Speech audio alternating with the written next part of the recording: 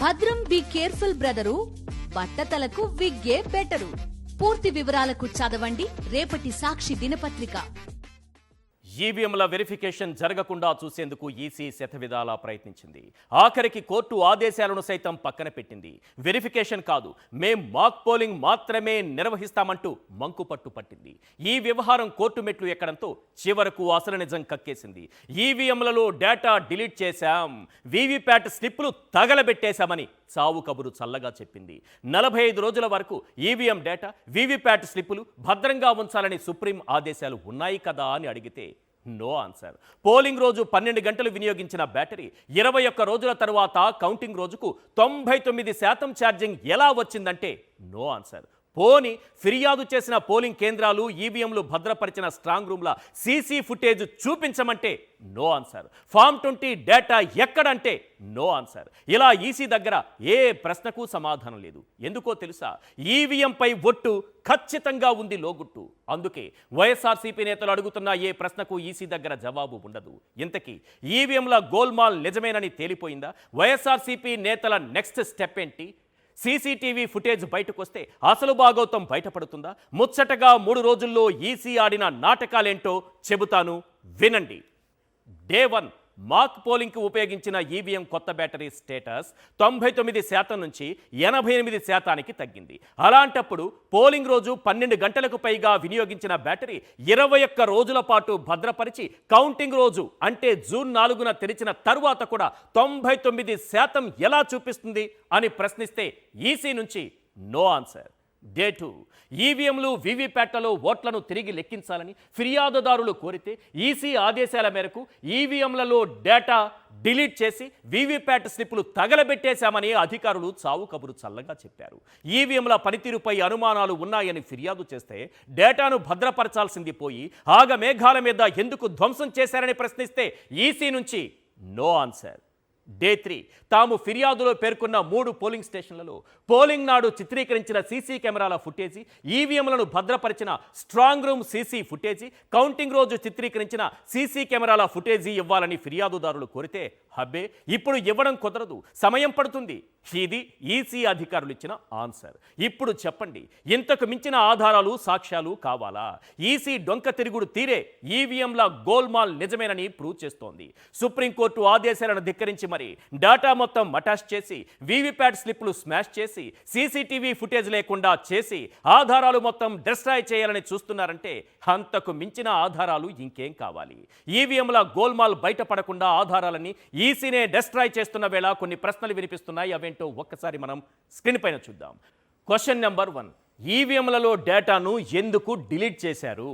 Question number 2, VVPAT స్లిప్పులు ఎందుకు తగలబెట్టారు? Question number 3, form 20 data ఎందుకు బయట పెట్టడం లేదు? క్వశ్చన్ నెంబర్ 4, సీసీటీవీ ఫుటేజ్ ఎక్కడ అంటే ఎందుకు నీళ్లు నములుతున్నారు? ఈసీ తీరు వివాదాస్పదంగా మారుతున్న వేళ వినిపిస్తున్నటువంటి ప్రశ్నలివే.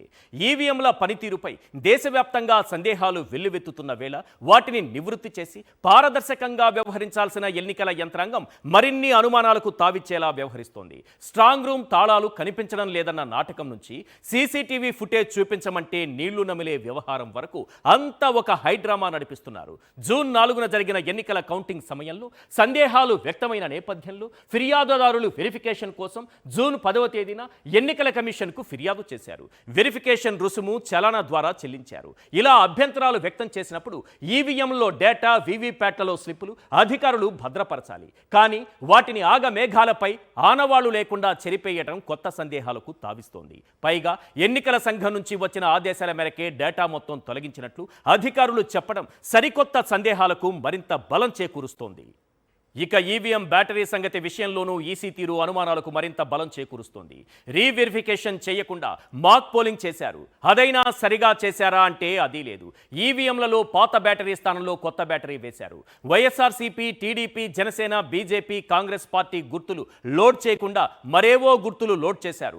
సుమారు 1400 ఓట్లు మాక్ పోలింగ్ చేశారు. ఇది ముగిసిన తరువాత బ్యాటరీ స్టేటస్ పరిశీలిస్తే 80% ఉంది. అలాంటప్పుడు పోలింగ్ రోజున ఈవీఎం, వీవీ వీవీప్యాట్లకు వాడిన బ్యాటరీ స్టేటస్ 21 రోజుల పాటు భద్రపరిచిన తరువాత కౌంటింగ్ రోజున తెరిచేసరికి 99% ఎలా ఉందనే విషయాన్ని తేల్చాలని ఫిర్యాదుదారులు ప్రశ్నించారు. అయితే ఆ విషయం మాకు తెలియదంటూ చేతులెత్తేశారు అధికారులు. పాత బ్యాటరీ స్టేటస్ గుట్టు ఏమిటో వెల్లడించాలనేది తమ డిమాండ్ అని, అంతేకాని మాక్ పోలింగ్ కాదని ఫిర్యాదుదారులు తేల్చి చెప్పారు. ఈ మేరకు ఎన్నికల కమిషన్కు ఈమెయిల్ ద్వారా మరో ఫిర్యాదు కూడా పంపించారు. ఇక చివరిది ఫామ్ 20 డేటా. ఫామ్ 20 డేటా ఇప్పటికీ ఎందుకు రప్పించడం లేదని, ఈసీ తన వెబ్సైట్లో ఎందుకు పెట్టడం లేదని వైఎస్ఆర్సీపీ ప్రశ్నించింది. ఫామ్ 20 ప్రకారం ఎన్నికల్లో ఏ పార్టీకి ఏ నియోజకవర్గంలో ఎన్ని ఓట్లు పోలయ్యాయి అనేది ప్రకటించాలి. ఈసీ జారీ చేసే ఫామ్ 20 ఎన్నికల ప్రక్రియలో ఉపయోగించే కీలక పత్రం. ఇది ఫైనల్ రిజల్ట్ షీట్. ఇందులో నియోజకవర్గంలోని ప్రతి అభ్యర్థికి వచ్చిన ఓట్ల వివరాలు ఉంటాయి. ఓట్ల లెక్కింపు తర్వాత చెల్లిన ఓట్లు, చెల్లని ఓట్లతో పాటు ప్రతి అభ్యర్థి పొందిన ఓట్ల సంఖ్యను ఫామ్ 20లో స్పష్టంగా చూపిస్తారు. ఎన్నికల విజేతను నిర్ణయించడంలో ఈ ఫామ్ 20 కీలకం. పారదర్శకత కోసం అందరికీ దీనిని పంపించాలి, అందుబాటులో ఉంచాలి. కానీ ఈ రోజు కూడా ఆ లెక్కలు ఈసీ ప్రకటించలేదు.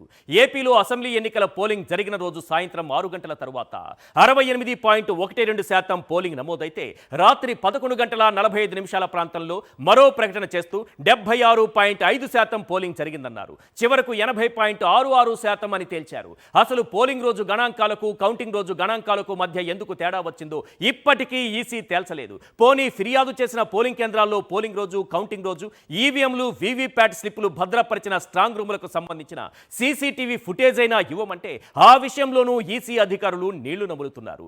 ఒక్కటి మాత్రం నిజం, అబద్ధం అర్థమైనంత త్వరగా నిజం అర్థం కాదు. కానీ నిజం నిప్పు లాంటిది. అది ఏదో ఒక రోజు అబద్ధాన్ని దహించి వేస్తుంది. ఆ రోజున మీ అబద్ధం స్మాష్, మీ మాటలు మఠాష్. ఇది మాత్రం గన్ షాట్.